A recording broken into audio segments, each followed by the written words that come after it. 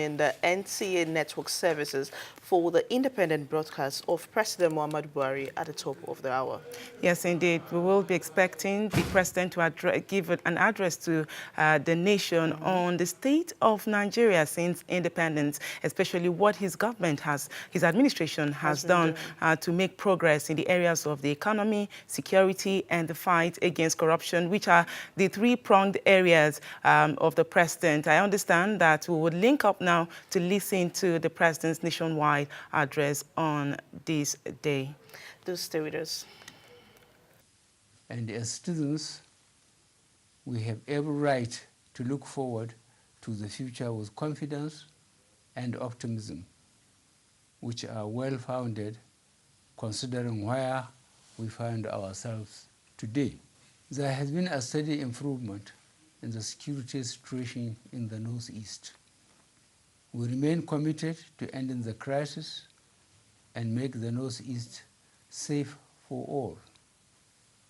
Our thoughts and prayers are always with the victims of Boko Haram's atrocities and their families. Beyond that, we know that the goals of the Boko Haram terrorists include capturing territories, destroying our democracy, and denying our children the right to education. We will not allow them to succeed. I want at this point to pay tribute to the men and women of our armed forces, the police, and other security and law enforcement agencies who have been working under the most difficult conditions to keep the country safe. In the process, many have made the supreme sacrifice. As their commander-in-chief, I assure these our gallant men and women that I will continue to empower them by deepening their professionalism and providing all the necessary force multipliers and enablers required for them to prevail on the field. I am looking into all reported cases of inadequacies in relation to their entitlements, their welfare, and those of their families. We are diversifying away from reliance on oil to increase manufacturing capacity, solid minerals development, and agriculture. Efforts are on course in the Niger Delta to clean up polluted lands, restore hopes of the youth in the region, and re-establish livelihoods, and strengthen their capacity to guarantee for themselves and for our country a brighter future. The age-long conflict between herders and farmers that was being exploited by those seeking to plant the seed of discord and disunity amongst our people is being addressed decisively. We will sustain and continue to support the commendable efforts by all, including civil society organizations, local and state governments, and our traditional and religious leaders in finding durable solution to this problem. This being a transhuman issue, we are working with countries in our region that are also facing similar difficulties to complement our common efforts. In this context, I must warn that the perpetrators of murder and general mayhem in the name of defending or protecting herders or farmers will face the full wrath of the law. Meanwhile, we urge all peace-loving Nigerians to reject any simplistic portrayal at home or abroad of this conflict as either religious or ethnic-based. We are one of the countries in the world most affected by environmental degradation as a consequence of climate change. We are signatories to almost all conventions and agreements aimed at slowing down the effect of climate change and mitigating its now evident consequences. The consequences on lives and livelihoods of the shrinking of the Lake Chad and the pollution caused by oil exploitation activities alone make it mandatory on us to be at the forefront of the struggle for a safer and more sustainable environment. We will continue to mobilize international support for our efforts in this regard. We are making progress in the fight against corruption and recovery of stolen public funds and assets despite vicious and stiff resistance. The shameful past practice of the brazen theft of billions of naira is no more. Shady oil deals and public contracts that were never delivered have become things of the past. Consequently, and this is very evident across the country, we have done more with less in infrastructural developments.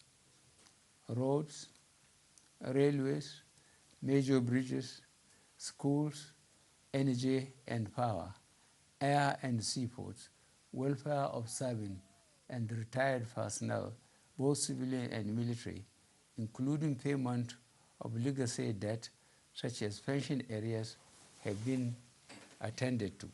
There is now an enabling environment for local and foreign investment in Nigeria. We are building a rules-based system, a level playing field that is free from fixers and intermediaries. This is the cornerstone to help genuine investors and honest consumers, and the platform that will allow for the real reforms that we intend to deliver over the coming years.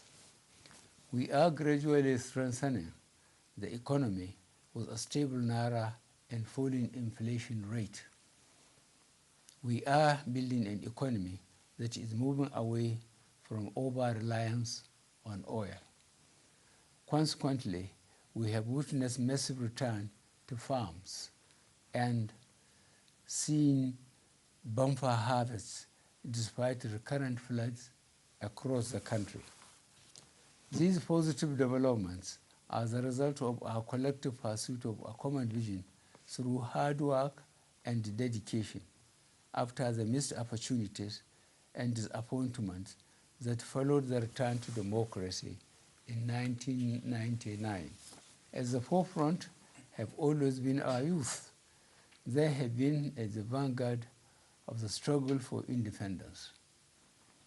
They fought in the war to keep the country united. And it was they who kept alive the struggle for democracy and human rights in our country at times when these were at risk, especially following the June 12, 1993 election and the historic 2015 election process. Even today, our youth play a central role in Nigeria's continuing progress and developments in all fields of our national endeavor: technology, agriculture, mining, engineering, and especially the creative arts. Together, we are building a more diverse, inclusive, and self-reliant economy. In the past 3 years, we have introduced many policies and programs targeted at youth development and youth empowerment. We support the Not Too Young to Run legislation aimed at giving the youth greater say in our national politics and governance. The school feeding program in primary schools is aimed at encouraging enrollment and attendance.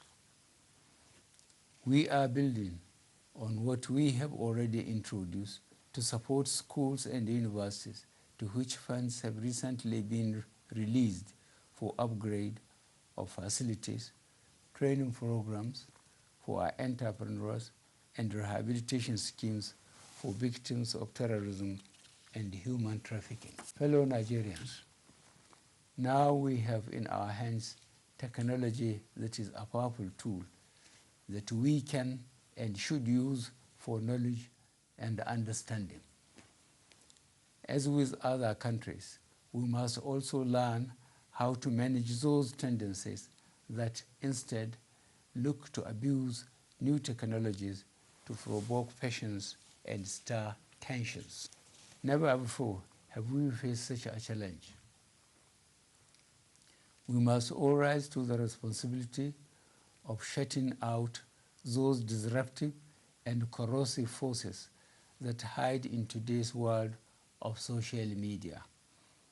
We need critical minds and independent thinking to question until we are satisfied we have the facts.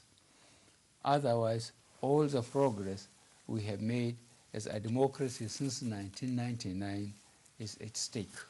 I have committed myself many times to ensure that elections are fully participatory, free and fair, and that the independent National Electoral Commission will be exactly independent and properly staffed and resourced. The ballot box is how we make our choice for the governments that rule in our name. Fellow Nigerians, developing a thriving democracy is not an easy task. There can be no quick fixes or shortcuts. These are the most important lessons that we have learned in our 58 years as an independent nation.